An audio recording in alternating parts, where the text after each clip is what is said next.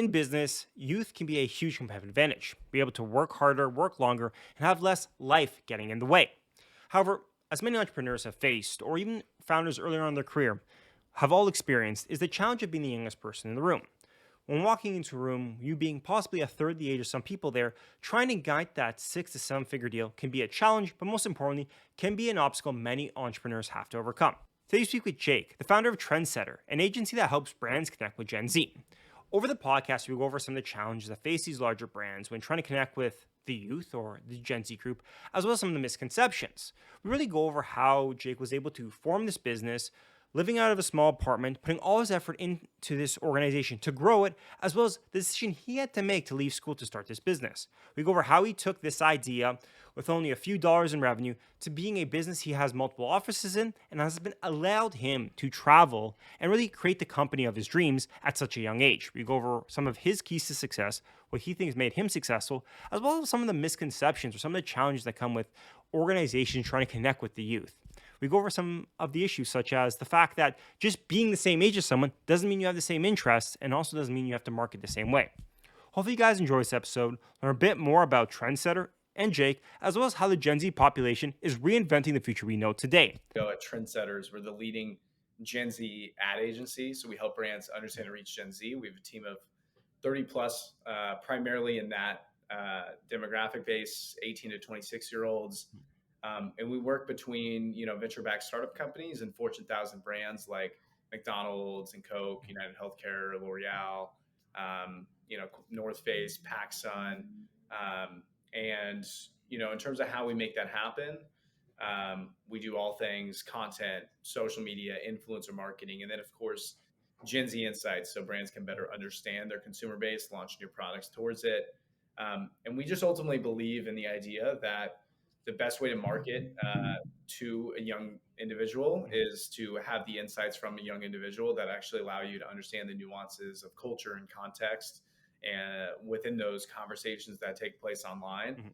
And so that's our belief. And we've been able to, over the past 4 years, grow from 0 to 30, across the Midwest, LA, Miami is probably a hot spot for us in the near future. And it's been awesome to see the growth. And how did you get into this? Like, did you have a entrepreneurship background? Were you mowing lawns? Was it something you always wanted to do? Or did you, like many others, I guess, just find yourself saying, hey, I could start a business right now? Like, how did you go from relatively young, really saying, like, I'm going to be I don't know if you ever self-identify as an entrepreneur, but kind of starting this business when you probably had a lot of other options to look out for? Yeah, for sure.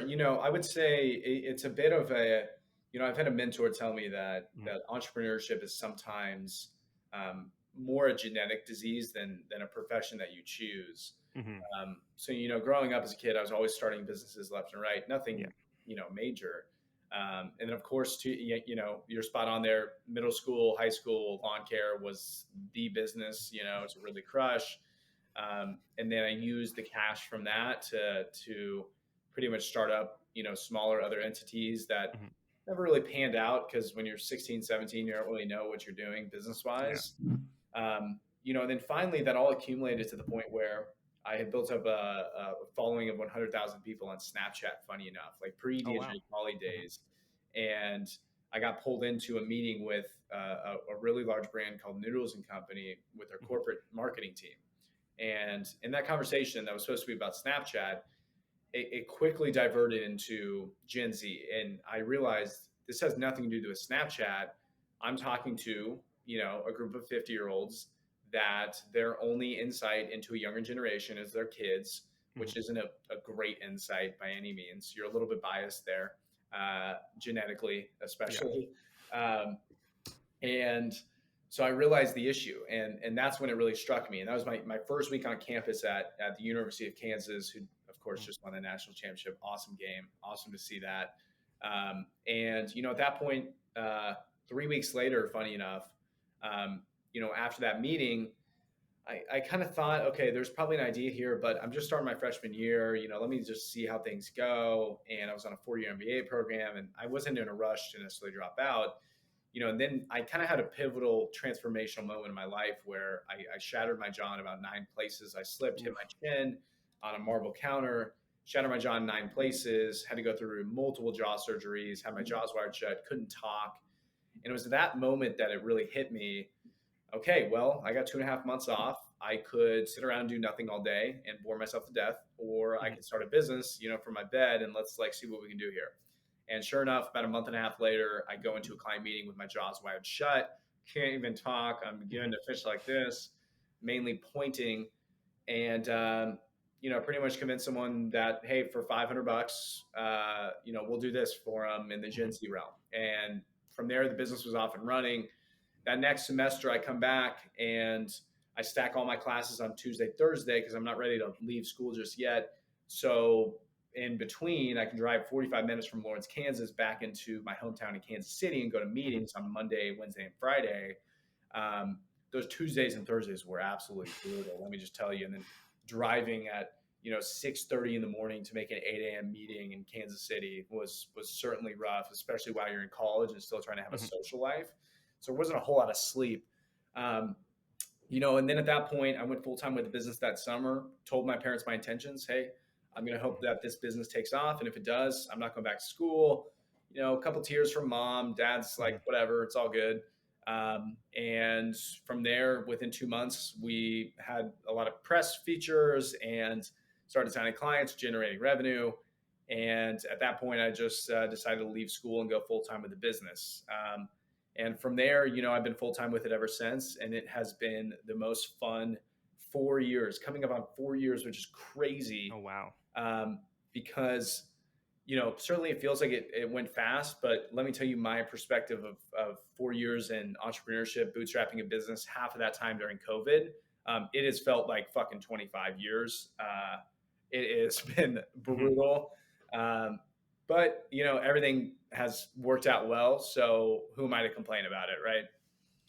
That's wild, especially with such a relatively fast growth during this time, and also for your experience, kind of going through a pandemic halfway through, which every business, no matter if you have 20 or 30 years of experience, Yeah.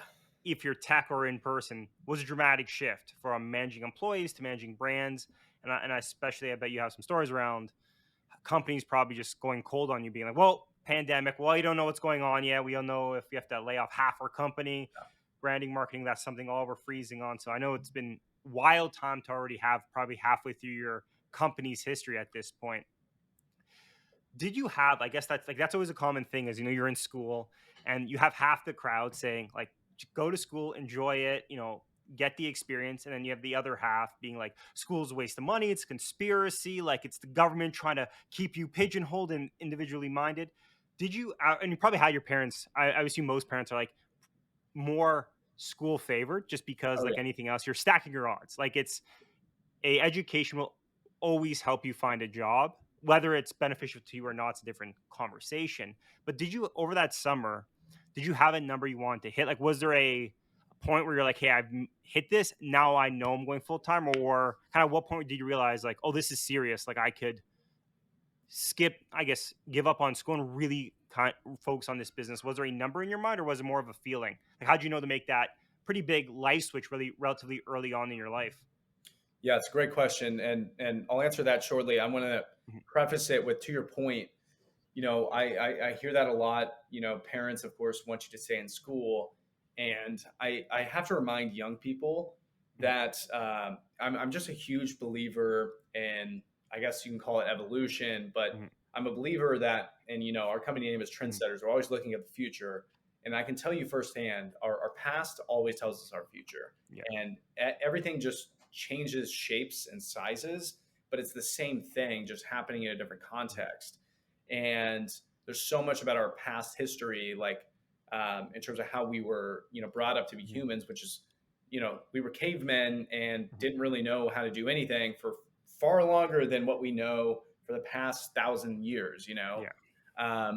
So with that in mind, your parents have a biological need, like if you think about it with any animal, Mhm. like particularly mammals, like the job of a parent is to keep that kid safe. It's not to make you happy. It's not to Mhm. make sure that you love, your life and your friends, and that you're fulfilling everything, and that you're super rich and successful. Mhm. Like obviously, they that's what they want for you. They want you to be happy. They want you to be Mhm. successful. But there's a biological, trigger in their brain, Mhm. which biology is going to trump any psychological, need they have, Mhm. which is telling them to keep you safe. Yeah. So, anyone that gets mad at parents for doing so, like, let me just tell you firsthand, there's nothing parents can do about it. Like, it is Mhm. in their biology, it is in their DNA and genetics to make sure that their offspring stays alive. And going to college is probably the best bet to make sure you stay alive and don't, end up homeless and doing whatever Mhm. and moving here and getting killed, right? So, all of that said, in terms of what that one moment was, um, I will tell you it was 100%. It wasn't necessarily a direct revenue target. Mhm. And I've always been opposed to setting arbitrary revenue goals. I think they're good to have, but I've always said that, sometimes those goals can either be limiting, or you set arbitrary goals, you chase those goals, and then after you achieve them, you wonder why the hell you did them in the first place. Um, so for me, it was more so, what's our minimum threshold to cover our Yeah. expenses? And what I looked at was, what revenue do I need to get to consistently where I can get an apartment on my own, where I can hire a COO or a number two in charge, Mhm. and I can hire a creative. And whatever revenue that was, at that time, that was Mhm. anywhere from, I think, like $8,000 to $12,000 total, Mhm. not having to pay myself anything. Yeah. Um, so maybe close to like 14, 15. So that was kind of the goal, but I attached it to different things than just revenue, because it wasn't about me making money. It was making sure this business could sustain itself. Mhm.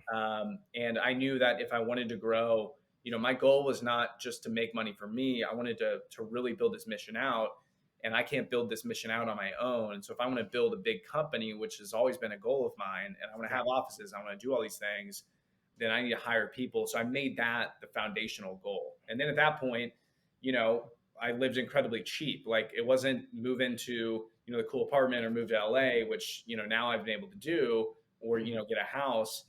I literally, the first apartment I moved into, my roommate was a fucking drug dealer.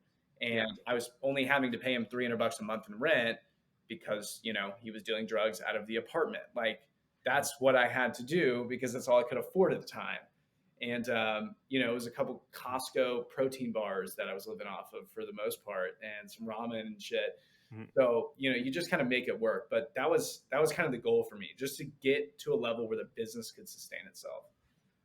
And I think that makes a lot of sense. I think a lot of times, like you said, having an arbitrary number. First one is to figure out that number can take half the time to reach your darn Yeah. goals, especially when you're like, okay, do I need 50K or 57K? Well, if it's 50, well, I could go six, and it's never ending because the number's never big enough or small enough. And like you said, it's smart to have.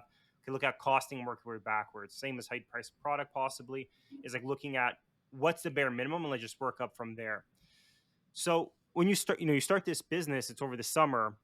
How do you I never in a lot of founders I speak to, like finding people to work with, team members, employees is like one of the biggest challenges. That I thought it was always a joke, like "Hey, your employees are your most valuable asset." Till I started working, I'm like, oh goodness gracious, like employees can make or break a company based on culture, based on everything else. Oh So yeah. you being obviously relative, like how did you find your first employees in that COO and like other people? Was it just through family and friend networks? Did you try reaching out, kind of brand?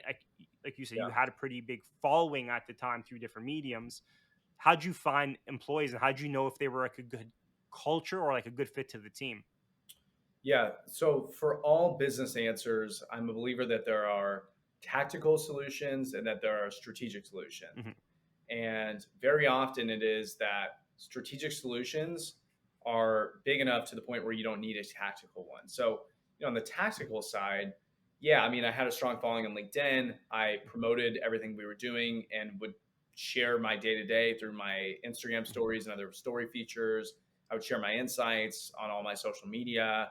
I didn't have a huge following, but I had enough Hmm. of a community there. Yeah. I meet people, whatever. And so I was always getting interest to work for and with Hmm. us, both, by the way, on the client side, which the majority of all business we generated has been inbound. That's still the Hmm. case today, even with these really large brands. Um, but, so there's tactical things. Hmm. But to me, the real solution to it all was more strategic, which was the vision, which is Hmm. me always, going out and selling the vision of the company. I'm always talking about it. I'm always sharing that information out there in the world. And vision's one of those things that you can spend all day writing it down on paper and putting it in decks and talking, Mhm. in a boardroom about it. But to me, you know, the best analogy really is like when you get, a couple drinks in you and you're talking with your buddies, like, Mhm. what do you want to talk about? And if you're really a visionary founder, you will not shut the hell up about Yeah. your crazy vision for the world. Like that's the reality. Mhm. And, I lost a lot of friends maybe because of that. My Mhm. best friends today, probably hated me for it. Now I'm a little bit more of a real Yeah. person sometimes. Uh, but no, it's exactly that. Like to me, vision trumps it all because potential employees and even potential clients, think about potential clients. You're taking a gamble on some 18-year-old kid and you're about to pay, him and his little team, like tiny team, Mhm. potentially $5,000 to $10,000 on a monthly basis to do something that they're pretty much marketing your business, right? And like they're in charge of your brand. They're doing a lot of different things for you. Like, why are you going to trust that? It's not like we had so many case studies or anything of that nature to prove it, or a decade of experience, or, I graduated from marketing school to prove it. To me, like vision is one of those things that you just feel. And same Yeah. with confidence. Like, so it's vision and confidence. And that's what's been the ultimate attractor is that when I meet with people, whether they're a client, potential employee, they can feel it, regardless of what I'm saying. Mhm. It's this sense that you get. And if you solve for that, the tactical things, they fall into order. I think that's actually probably one of the greatest things, really great advice, especially for early stage companies. 'Cause I always found when I was helping hire, when I was helping companies hire or working for small startups, if you hire based on purely skills, especially when your team's under like 50 or under 10, let alone five, things are going to change every day. Like if you're like, hey, we need you great at Excel, you're probably also going to have to do some marketing. You have to do other things. And what's going to keep you at the company or keep you motivated is that, like you said, that vision, being able, like you're part of something bigger, part of the goal. And I've talked to so many people leaving like $500,000 salaries to be like, I just don't enjoy.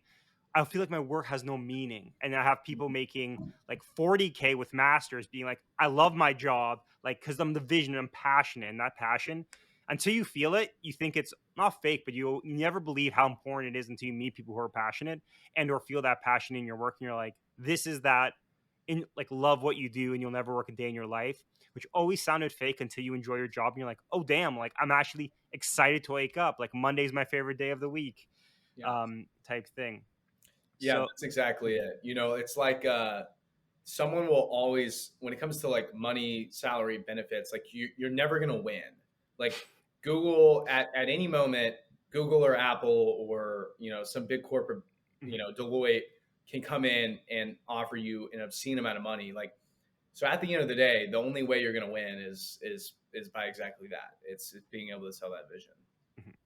And you touched on this, and it's always one challenge that always comes up is you being relatively young, going to these older, I wouldn't say dinosaurs, call them are pretty hip, but like big organizations where the average age in the room might be in their 50s. Yeah. How did you navigate that space? Because, but obviously, you're working, your business does work with obviously younger demographics as well. But how do you walk into a room and say like, "Hey, I'm probably younger than your kids and maybe the same age as some of your grandkids, but Yeah. you should give me your money." Like, how'd you get over that hump? Was there a lot of imposter syndrome? Do you feel like, why are they listening to me? Or how'd you kind of get past that wave to really be confident in a room of people who may be like 4x your age? Maybe that's a little bit too dramatic, but like 3x Yeah. your age. Yeah, I mean, the number one thing that's helped me in that space is, for one, I'm a believer that you should only do what you can be the best in the world at, Hmm. because anything else you will always be beaten in. And if you're in a fierce competitor like me, it'll just drive you crazy. Um, so when you know your lane and when you know what you're the best in the world at, you can say definitively, hey, this is why we need to do it, and Hmm. this is why you need to work with us, and this is why it's going to cost this obscene amount of Hmm. money, which has always seemed, pitching a $500,000 contract, like that's crazy. That's still crazy to me. I've never Yeah. seen that amount of money in my life. Like, Hmm. just sitting there, on a table or in, a bank account. But, Yeah. that's what we pitch on the regular now. And, so it's things of that nature that really help, um, is when you really know what you're the best at, and you know your strengths, weaknesses, and limitations, Hmm. you can go all in on your strengths. And that's the way I look at the youth side of things. The reality is, there are inherent advantages and weaknesses of being young. Hmm. And if I were to, I could spend all my time trying to address the weaknesses. Oh, experience, check out these case studies, check out these Hmm. references, all these other things when it comes to that. Um, but I'm not going to win that battle. So why even try to fight? Like, I'm just going to ignore it. Instead, Yeah. I'm going to go all in on my strengths. So I'm going to show up wearing, this is like maybe something I'd wear to a meeting. It's like a Hmm. hoodie, a little hooded, like long Hmm. sleeve shirt, right? And I'm wearing like some Nikes and stuff. Hmm. Like, this is legit attire I would wear to a corporate meeting, because I'm going to be young. I'm going to be youthful. I'm Hmm. going to be exactly who I am. I'm going to talk in the same language I'm using right Hmm. now. I'm going to use Gen Z vernacular. I'm probably going to curse at some point, Hmm. especially if I'm going on a tangent, um, because I'm a believer that I would much rather, I want to walk out of that room, and I want them to know that they were able to see the authentic version of me and not just a sugar coated professional one. And Hmm. honestly, part of the reason we've stood out at that Fortune 1000 level is exactly that. It's because we're not afraid to lose the job. We're not. We don't have to be uber professional, because that's not what we're about. Hmm. And we can be Gen Z because that's what they're paying us to be. They're paying us to be Gen Z. If they wanted us to be corporate, they would go with someone else. And I will say we have definitely lost a lot of business along the way because we weren't crazy professional. Hmm. But would they have actually ever signed any contract agreement, or would that have been a long-term client? If you're not going to buy from us because you don't think we're professional, or because Hmm. we're too young, do we even want to work with you in the first place? That's always my question, Yeah. because anyone that makes decisions like that is not someone I want to work with professionally. And I think that's the biggest thing a lot of startups, a lot of individuals have a challenge doing is not only like, I think when you start out, you want as many clients as possible, but then you get to a point for a lot of people earlier than you would think where you have to turn down business because the headache is too much. Or like you said, you do all this work and they're like, you know what? We want to change everything. Or, hey, yeah, we love your idea. We love what you're doing, but can we do it like this instead? And you're like, well, you're hiring us to Yeah. work on this project to do this. And you want us, like, why hire us if you're just going to change? And I think you really hit it on the head there in the sense that if you have to understand who you choose as a client, but it kind of goes into the next question is how do you find like a good like a business client relationship? Like what is it? Some of the I guess red flags are like, hey, this is going to be an issue going forward, and what are some of the good signs when like in that first meeting where you're like, hey, this should or will be a good partnership for many months, if not years in the future. Yeah, so I like setting a clear vision and objectives that everyone can imagine in terms of what we're achieving, Hmm. and more so on the vision side of like, okay, yeah, it makes all the sense. Here's the data on the paper. Here's the KPIs. Here's the Hmm. objectives. But why are we doing this at the end of the day? Like, what do we want as a result of this? How are we going to feel emotionally? Hmm. And I like to put myself in the shoes of the individuals we're doing so. If you're a marketing manager at a corporate company, if sales increase by 4% or 2%, does that make a difference in your life at all? No, Hmm. not at all. So how can we make sure, and this is where I think the business world is shifting a bit. I think it's always been this way, but I think people are waking up to it a bit, where it's like, look, everyone's going to serve their own self-interest, Hmm. and everyone's going to do what's best for them. How can you attach that to the bigger, grander vision of a business and of a company and of a corporate entity? And I think the way you do that is by attaching it to the vision of, okay, Hmm. no, we're going to do this thing, and it's going to be really cool, and people are going to love it, and it's going to be awesome, and you're going to be able to talk about it, to your family, to your kids. Like, this is going to look really awesome in your portfolio. Like, those are some of the things people want. People don't want to see the graph just go up necessarily. There are boxes you have to check no matter what, that everyone's Yeah. going to check. Like, it has to go this way, and you have to achieve this, and you have to do this statement of work, and you have to get these certain things done. But what are we really doing here? After we check the boxes, how do we feel about it? And are we proud to talk about it? Those are Hmm. more the things I look at. And so in terms of red flags, I would say, when clients look at things in a very binary perspective, especially in marketing, but in any Yeah. world, when they look at things in a binary perspective, and when they focus more on the specific execution and work as opposed to the results, which happens quite a bit. You would be amazed to realize, like, why are you micromanaging what is happening and the hours going into it instead of just the result? Um, and so, what I look for in a potential client is one that's they have goals and objectives in mind. Those goals and objectives mean more than just them keeping their job or their business staying alive.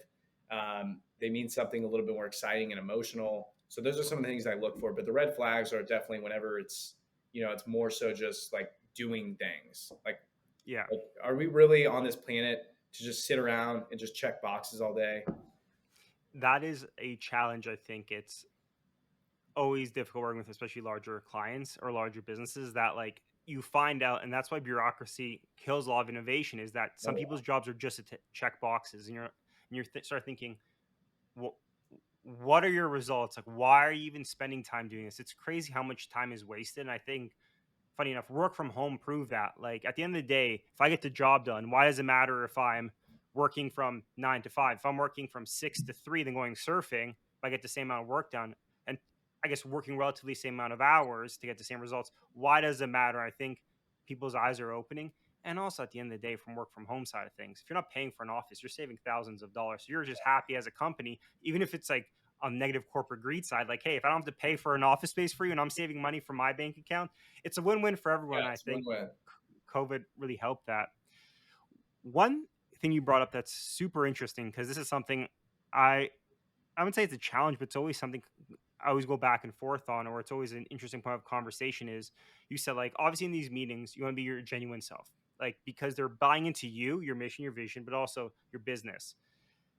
But there's also this like level of like professionalism. Sometimes it's over the top, but sometimes you do have to be, I guess, there is a certain level. How do you figure out, or how have you been able to navigate, like, at what level is like considered unprofessional, where like, hey, this is too unprofessional, versus being like, hey, this is the way we actually speak and do work here? Like, how do you find that line between being too casual versus being, I guess you'd say, like, over cookie cutter, over prescriptive in the way you speak? I mean, you speak very well. I'm just wondering how you navigated that space. 'Cause I know when I was young, I was like, people should just understand how I speak. And then I'm like, okay, there's levels to this. Yeah, yeah. No, I think you got to be a chameleon. You got to be able to shift to your environment. Hmm. That's what I always recommend for people. And you got to be a great communicator. And great communicators, it's not that they just communicate well; it's that they communicate well to everyone, so that that individual can understand. Because everyone, regardless, I mean, geography, even in the United Hmm. States, like, people talk different based on where they're born, even in this small country that only makes up a small, minute percentage of the world population. Like, that's Hmm. crazy to think about. And then you add into that generational, aspects, Hmm. and then, different neighborhoods and different things of that nature. Like, who you grow up with determines, like, Hmm. the language and the slang you use. And I think online culture is changing that a bit, where it's becoming a little bit more mainstream for everyone, but it's still the case. And so, yeah, I think it's the ability to shift your communication to your environment and being Hmm. willing to do that. And it's almost like being bilingual. Like, I would imagine for people that are, I know a bit, but not at that level. Hmm. Like, wouldn't it be so much more difficult to be having to translate? You hear something in Spanish, you translate to English in your head, then you have to figure out what you're going to say in English and then translate it again to Spanish, like, all within that time Yeah. zone. So it's almost like when you're in a room, that's kind of what you need to do, is figure out what are those translation mediums where you can communicate with people appropriately, and then just adjusting your behavior and other things. But I don't know how much of that's actually taught as opposed to kind of just 100%.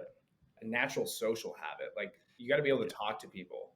I I think that's one thing, like you said, that chameleon, being a chameleon for good communicators. I think that's one thing that you don't realize how important it is until you start watching people with different friend groups or like different corporate settings. And you're like, you never speak like that in front of me. Like, why are you lying to them? You're like, I'm not lying. Like you said, like, I'm literally speaking like it's a different language. So they understand. Yeah. And like we always talked about, like the mission and vision. Like, if you're using words that may mean the same thing to you. To them, they might not be connecting to the vision. I mean, analogies are always classic to say, like using similar events so they can reconnect to. But I think you're right, is that it is like speaking a different language, where someone could still understand what you're saying, but that passion in the words would be dramatically different. It might not translate as well. Hmm. That's exactly it. One thing, I mean, comedy always making fun of the Gen Zs and different age groups, like the boomers, and that became a huge thing a while ago, and that's like a big topic of conversation. But obviously, Gen Z now getting to the the age group of like the key purchasing, that 18 to 35, like key market where they have all the money, they have all disposable income. And now businesses are starting to realize like, oh, we have to start changing our messaging. Is there some common misconceptions within the Gen Z culture that when you go into a meeting, people say like, oh, aren't Gen Zs all about X, Y, and Z? And you're like, that's completely off. Are there these key like wrong Yeah. wrong interpretations of the population, and what would they be? Even though I'm not that much older than you, I'd say I still, like you said, like few years makes a huge difference in like what you consume, what you watch. Like I'm on YouTube and LinkedIn, where I'm like young enough to not be on Facebook anymore, but old enough to miss out on the TikTok phase. Yeah. So number one thing that stands out is the idea that Gen Z is a one track mind. Hmm. Um, Part of the flaw here is I don't know when this started becoming okay to do, but publications that use the phrase millennials this or Gen Hmm. Z this, um, particularly like a BuzzFeed or a Business Insider, Yeah. or I mean, even the New York Times is the same thing. Um, and I know all those PR companies because I always reach out for insights and stuff, and I'm never giving them to them because they're going to skew it in whatever way Yeah. they want to. But that's the biggest issue, is thinking that an entire generation is a one track mind. As much as it's funny, we're focused on Gen Z because of the nuance, and that's what our Hmm. agency believes. But you will never see me. I'm not a believer though that generational similarities are anything more than a marketing, like Hmm. a made up marketing thing that we did. There's a really fascinating report I'll send you after, just Hmm. because it's cool to look at, that shows the correlation between certain habits versus, of course, generational marketing. So the variance between the Gen Z generation was a score of 2 um, on a scale of 0 to 100. So then you look at some others. Um, they take those that, oh, do you brush your teeth every day? Then you're closer to a 7 or an 8. So people that brush their teeth every single day are more likely to have a lot of their life habits Hmm. and purchasing decisions in common than those in the same generational cohort. And it goes on and on for all these weird little quirky habits and stuff that are very commonplace and that like most people do. And it just goes to highlight the fact that like generational, this idea that a whole generation thinks in one particular way is completely flawed. Um, Now, there are nuanced things of this Hmm. digital generation, of course, and that's where the money's really made. But that's the biggest Yeah. thing that stands out: this idea that Gen Z is a one track mind. And the other I would say is that this is I think it's treated a lot because of their youth, that this generation is just kids and that they think like kids. And I hope to God I'm not the same when I get Hmm. older and anyone younger than me appears to be a kid, because Hmm. maybe I have my own kids at that point. So there's Hmm. like that correlation, but there's a lot of that takes place, where like, especially in the marketing world, there's way too much emphasis like spelling things out to people, or like over explaining, or like doing marketing things that are just um, so childish. Um, and that's why I think that really popular show Euphoria, that went berserk with Gen Z first and then scaled out and Hmm. became really mass market this year. Like that's why it was so popular. There was a show that had, in a high school, there were like drug problems and mental health Hmm. problems and like all this stuff. Like that's what happens in high schools across America Hmm. today. And whereas what has a high school vibe looked like for the past 30 years in production, it has been like the most cheesy thing Hmm. ever. It's like it's just kind of crazy to think about. So those are the two probably biggest things that stand out to me. That I find it so interesting that you touch on with that study is that you grew people in like massive age range, like oh yeah, 18 to 26, and they're like, this is the generation for this.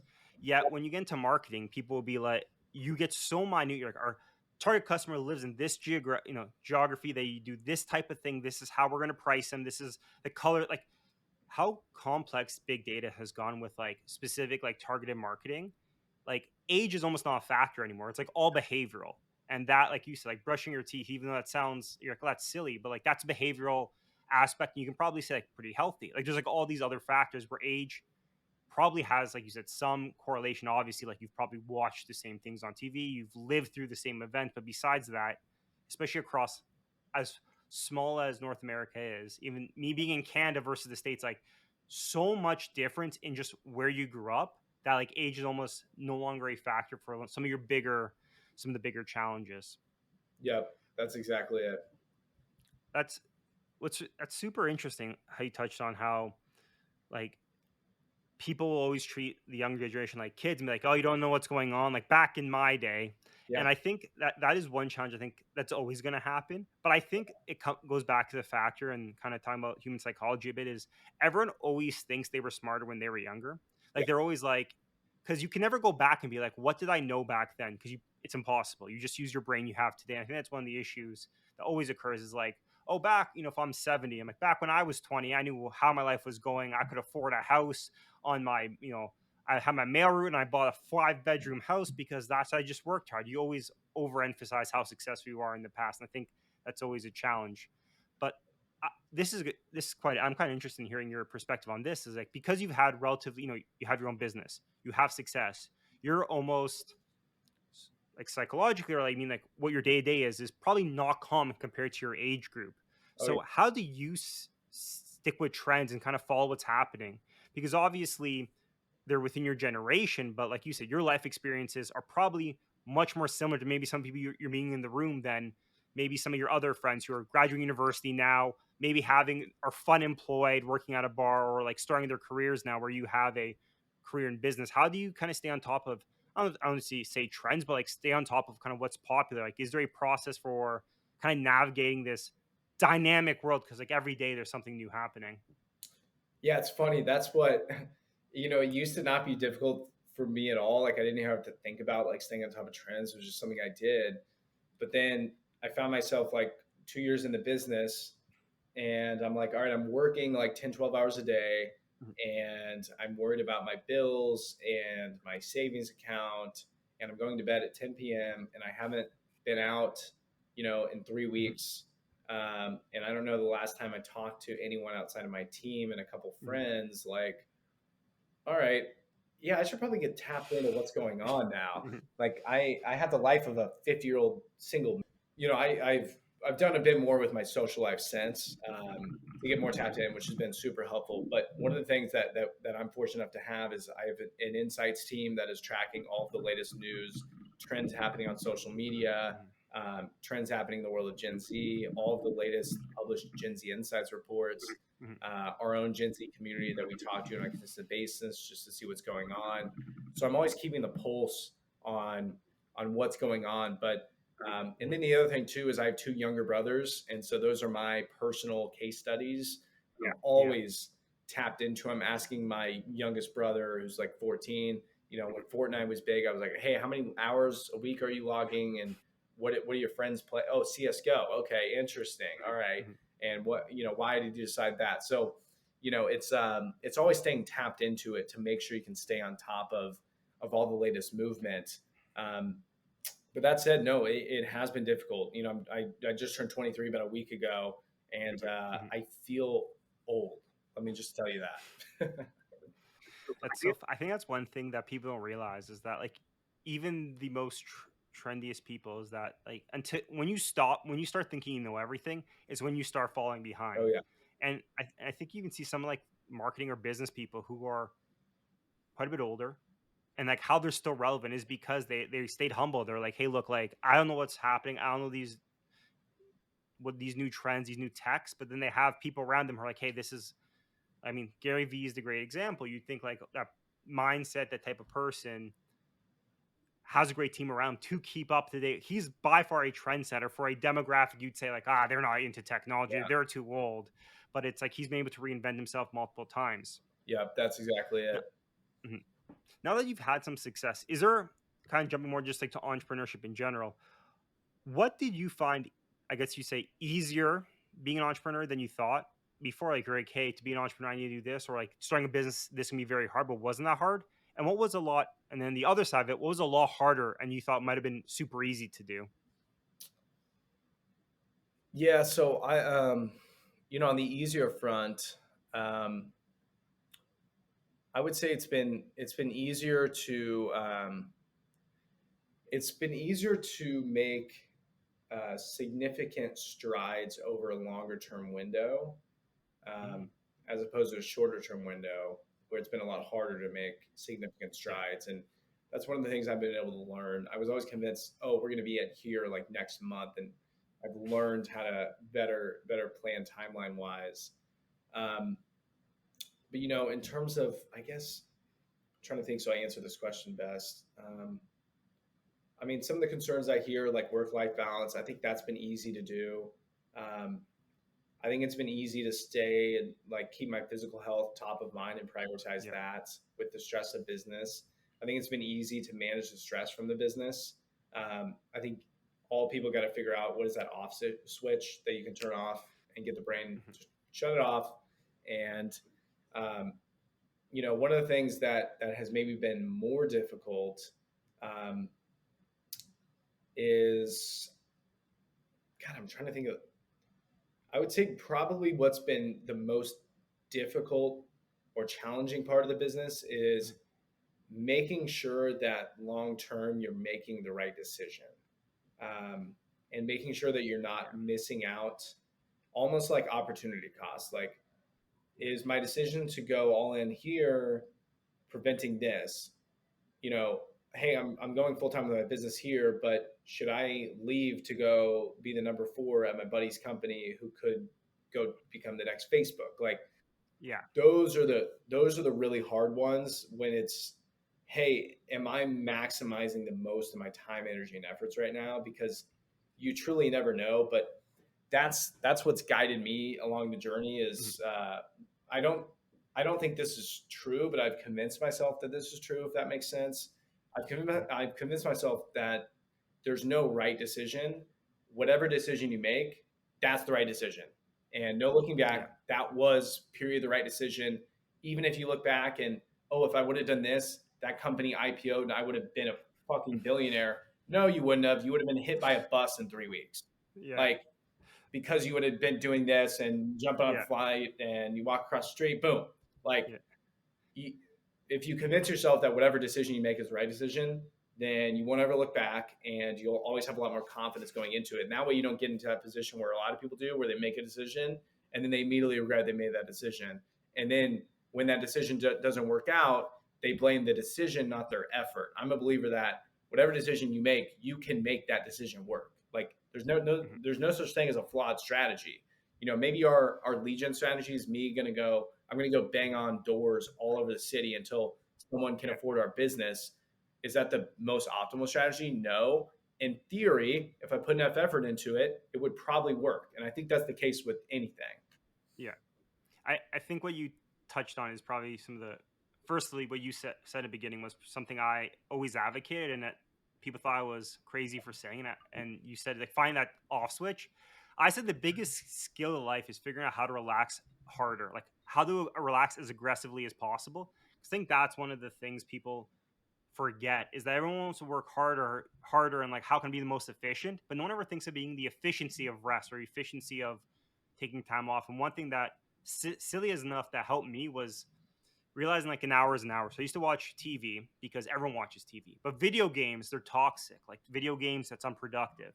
And then all I did, instead of watching 2 hours of TV, I played video games for 1 hour. I felt way better, and my whole output was way more productive because I only was off for 1 hour.